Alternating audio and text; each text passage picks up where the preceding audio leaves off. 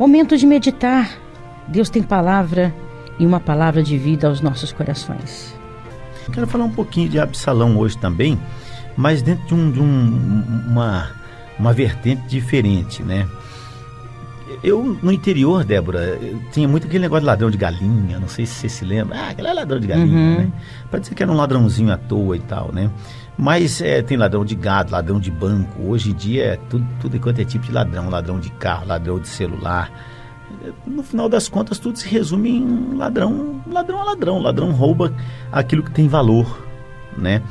Mas existe também uma colocação que não é muito colocada, eu diria, com tanta frequência assim, mas você já ouviu falar em ladrões de coração, não? Que ele roubou o meu coração.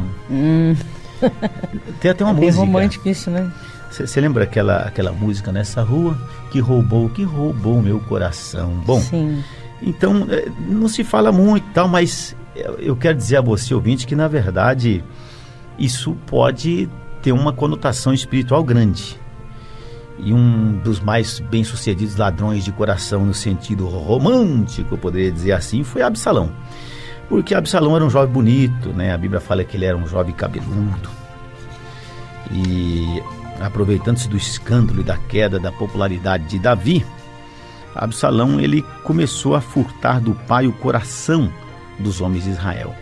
Ele começou a ganhar para si o coração dos homens que sempre tinham sido leais ao seu pai. Pouco a pouco, a Bíblia fala que a população foi se enveredando pelos caminhos de Absalão, deixando Davi de lado, perderam o entusiasmo por Davi e ficaram cada vez mais chegadinhos a Absalão, porque ele havia se inflamado com um discurso falso em favor de igualdade, em favor de justiça, né?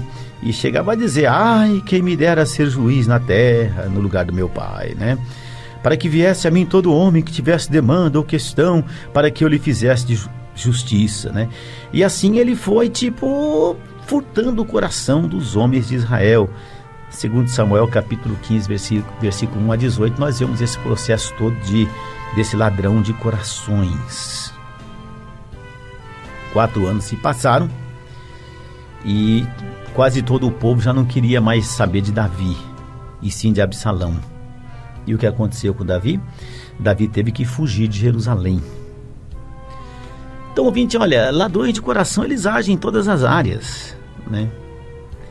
Eles agem na área política. Graças a Deus estamos vendo coisas importantes acontecerem, mas eles agem na área política. Eles agem no que diz respeito também às questões familiares. Aí acontece aquele ladrão de coração, aquele que rouba o coração de homem, de mulher. E infelizmente muitos roubam o coração de pessoas que já tinham o coração pertencente a outras pessoas, por isso chamamos de roubo. E nós temos o que? Lares destruídos, casas destruídas, pessoas que poderiam ter uma vida tão diferenciada, acabam de repente entrando na mesmice da sofridão de alguns. E são esses ladrões de corações que promovem adultérios, separações, divórcios, né?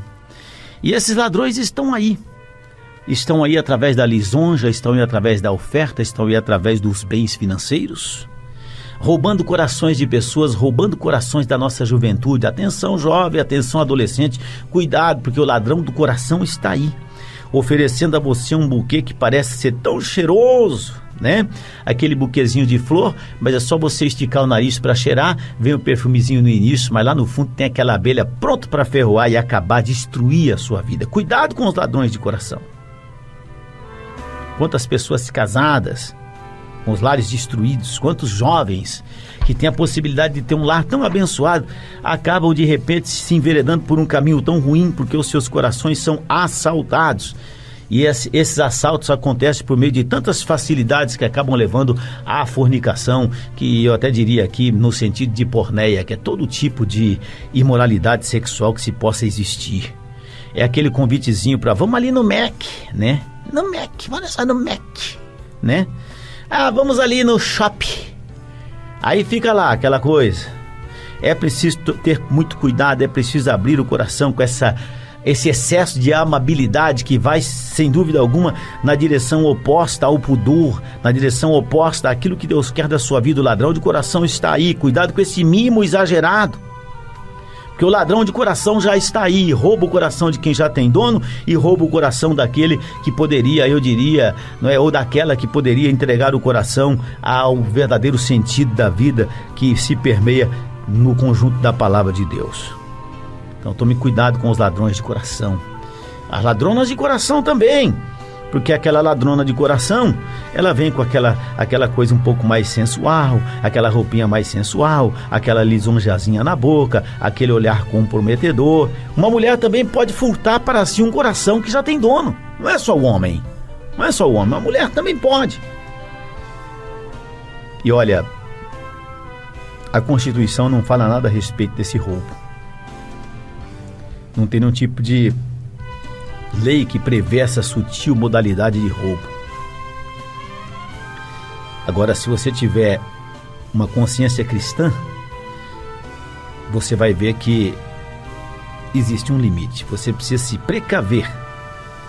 Precisa guardar muito bem o que é seu para que ninguém lhe tire coisa alguma. Esse é o primeiro caminho. E o segundo é não roubar coisa alguma que pertença ao seu próximo. Os ladrões de coração estão aí. E não é lá no fim do bosque, nessa rua tem um bosque que se chama solidão, e não é aquele anjo que roubou seu coração, não. É o anjo caído que faz com que, eu diria, muitas pessoas, por falta de uma vigilância mais presente, acabem ou roubando ou sendo roubadas. Que isso não aconteça contigo.